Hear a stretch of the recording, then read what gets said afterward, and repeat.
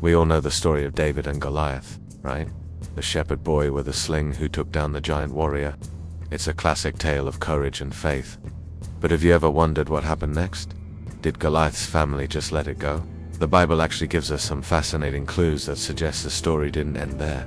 It seems Goliath wasn't the only giant in his family, and his brothers were not happy about what happened to him. Let's dive into the scriptures. In 2 Samuel chapter 21, we read about more battles between the Israelites and the Philistines. And guess what? We meet some other giants. The text mentions 4 of them, all described as descendants of the giant in Gath, which is where Goliath was from. Coincidence? I don't think so. It's highly likely these were Goliath's brothers, or at least close relatives.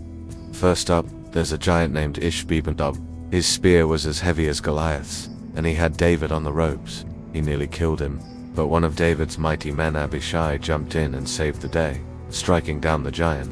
Then we meet Seph, another giant from Gath, who was also defeated by one of David's warriors.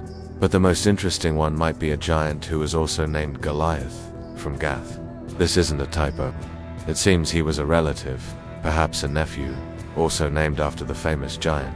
His spear was described as being like a weaver's beam, the exact same description used for the original Goliath's spear.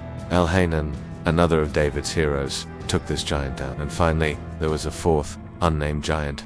This guy was huge, with 6 fingers on each hand and 6 toes on each foot, bended for digits in total. He taunted Israel, just like Goliath did, and David's nephew Jonathan stepped up and defeated him. So, you see, after David defeated Goliath, it wasn't over.